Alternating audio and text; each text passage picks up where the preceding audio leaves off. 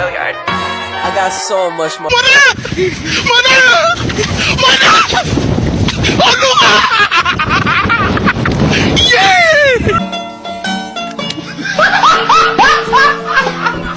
Are you ready, kids? Aye, aye, Captain! I can't hear you. Aye, aye, Captain! Oh! Fucking design on right now. Break it down, bring it back, make it clap. I got 3 old thoughts, new block, where that thing. Bitches on my line, and you know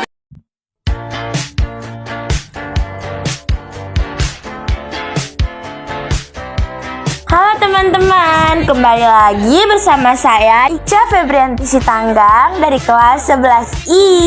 Jadi kali ini aku diberikan tugas oleh guru pembimbing aku untuk membuat video dengan tema perlawanan bangsa Indonesia terhadap kolonialisme. Nah, jadi sebelum lanjut, kita tentukan dulu rumusan masalahnya. Nah, di sini aku akan bahas tentang pengertian kolonialisme dan imperialisme, serta juga beberapa contoh perlawanan bangsa Indonesia terhadap kolonialisme. Sekarang kita masuk ke pembahasan. Jadi, ternyata sebelum merdeka, bangsa Indonesia sempat terjebak dalam bayang-bayang kolonialisme dan imperialisme. Sistem tersebut sempat terjadi ketika Indonesia dijajah oleh bangsa asing, salah satunya adalah Belanda. Pasti kalian bingung kan, apa itu kolonialisme dan apa juga itu imperialisme? Nah, jadi di sini aku akan menjelaskan apa sih itu kolonialisme dan imperialisme. Silakan didengar ya teman-teman. Jadi, kolonialisme itu merupakan sistem di mana suatu negara menguasai negara lain, tapi tetap berhubungan dengan negara asalnya. Nah, jika teman-teman kurang mengerti, tenang, saya sudah menjabarkan salah satu definisi lainnya. Jadi, secara etimologi, kolonialisme berasal dari kata kolonus, yang berarti menguasai. Sederhananya, kolonialisme merupakan upaya suatu negara untuk menguasai suatu wilayah di luar negaranya sendiri. Contohnya, seperti Belanda menjajah Indonesia, Inggris menjajah Malaysia, dan lain sebagainya. Mereka menjajah di luar wilayahnya, yang artinya bukan di dalam negaranya sendiri, melainkan menjajah negara lain atau asing yang bukan negaranya. Jadi seperti itu ya teman-teman pengertian dari kolonialisme. Sekarang kita membahas imperialisme. Imperialisme adalah sistem politik yang berupaya menjajah negara lain untuk mendapatkan keuntungan besar, seperti negara-negara Eropa yang datang ke Indonesia pada awalnya untuk berniat berdagang saja. Tetapi karena mereka pikir rempah-rempah dari Indonesia itu menguntungkan, jadi mereka berbalik untuk menjajah Indonesia. Berikut ini merupakan latar belakang perlawanan bangsa Indonesia terhadap kolonialisme. Jadi, masuknya sistem kolonialisme dan imperialisme telah merugikan tanah air Indonesia. Banyak rakyat yang tertindas dan menderita karena penjajahan tersebut. Tak hanya itu, kekejaman kolonialisme juga menimbulkan banyak korban jiwa di Indonesia.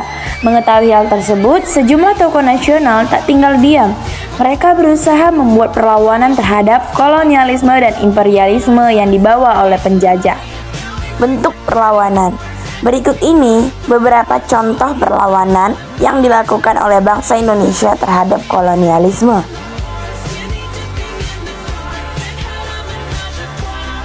Yang pertama, ada perlawanan Sultan Ageng Tirtayasa.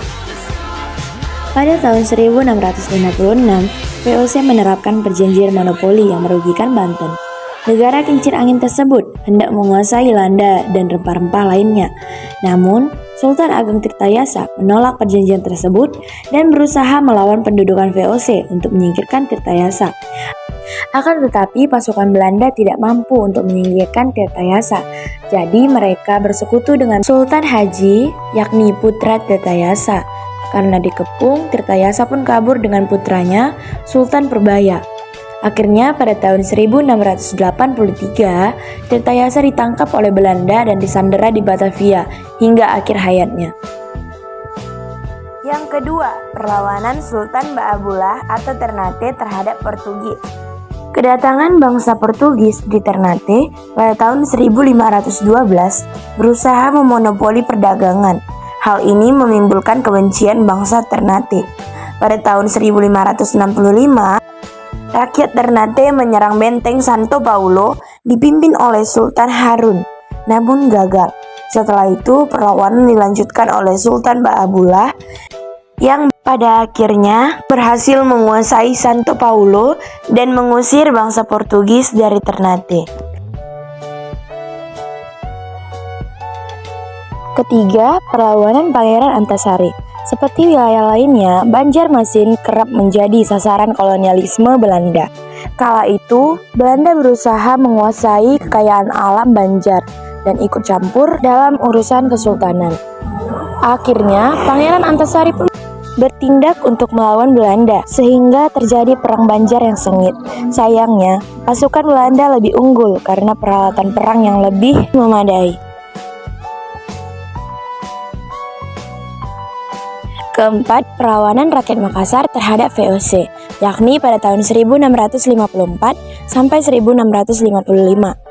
Penyebab perlawanan rakyat Makassar adalah yang pertama, Belanda menganggap Makassar sebagai pelabuhan gelap.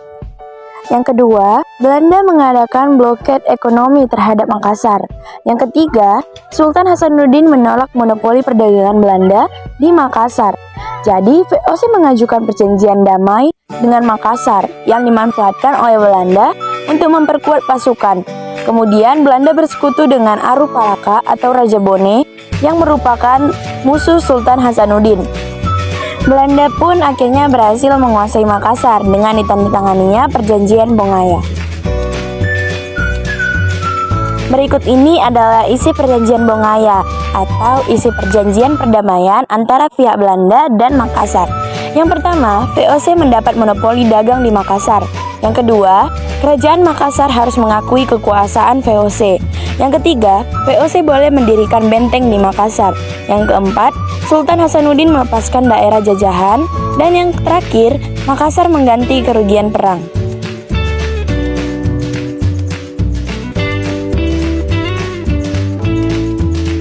Oke, yang kelima ada perlawanan Fathahillah terhadap Portugis. Setelah berhasil menangkis serangan Demak, Portugis memenuhi undangan dari penguasa Pajajaran yang ingin melakukan kerjasama. Kerajaan Pajajaran memilih bersekutu dengan Portugis karena merasa terancam dengan kekuatan hitam di pesisir Pulau Jawa, yaitu Banten, Cirebon, dan Demak. Dalam perjanjian di antara dua pihak itu, disebutkan bahwa Portugis diizinkan untuk membangun loji di Sunda Kelapa. Kesultanan Demak menganggap kerjasama itu sebagai ancaman dan segera melancarkan serangan di bawah pimpinan Fathahillah. Pada tahun 1527, pasukan gabungan Demak, Cirebon, dan Banten diberangkatkan untuk membendung pengaruh Portugis di Sunda Kelapa. Akhirnya, pada tanggal 22 Juni 1527, Sunda Kelapa berhasil direbut oleh Fathahillah yang kemudian mengubah namanya menjadi Jayakarta. Peristiwa itu menandai akhir perlawanan Demak terhadap Portugis. Nah, pasti teman-teman ada yang bingung kan? Atau ada yang sama sekali tidak mengerti apa itu arti loji. Kata loji berasal dari bahasa Belanda, yakni loge, yang artinya rumah besar yang bagus dan berdinding tembok. Yang terakhir ada Perang Aceh. Sejak abad ke-17, Belanda sudah berusaha menanamkan kekuasaannya di Aceh. Hal itu karena Aceh merupakan pusat perdagangan yang ramai, maka Aceh adalah tempat yang strategis. Selain itu, Aceh juga memiliki banyak kekayaan alam seperti lada, hasil tambang, serta hasil hutan yang melimpah, sehingga Belanda sangat ingin menguasainya untuk mewujudkan Pax Neerlandica. Namun hal tersebut tidak semudah yang dibayangkan Belanda, sebab rakyat Aceh menunjukkan segala upaya untuk mempertahankan kedaulatannya. Pada masa itu, Belanda juga memiliki kendala, yaitu Traktat London yang disetujui pada 17 Maret 1824. Traktat London adalah kesepakatan antara Inggris dan Belanda mengenai pembagian wilayah jajahan Nusantara dan Semenanjung Malaya. Berdasarkan traktat tersebut, Belanda tidak bisa mengganggu Aceh karena wilayah tersebut telah masuk ke bagian jajahan Inggris. Namun meskipun begitu, Traktat London rupanya tidak menghentikan Belanda. Mereka mulai menguasai daerah Sibolga, pedalaman Tapanuli, Tanah Batak, Singkit, Barus, Serdang, dan Asahan. Di tahun 1858, Belanda juga mengadakan perjanjian dengan Sultan Siak dan sampai pernah mengakui kedaulatan Belanda di Sumatera Timur. Tidak berhenti sampai di situ, Belanda akhirnya mengumumkan peperangan terhadap rakyat Aceh. Dinilai mudah dikalahkan, ternyata Aceh memiliki semangat tinggi untuk mendapatkan kembali tanah Aceh. Dengan adanya barisan pemuda dan para pemimpin Aceh, perang ini menjadi salah satu perang terberat bagi Belanda dan dalam sejarah perang Aceh. Baiklah teman-teman, itu saja pengertian kolonialisme, imperialisme, dan juga contoh-contohnya. Terima kasih sudah menonton dan sampai jumpa.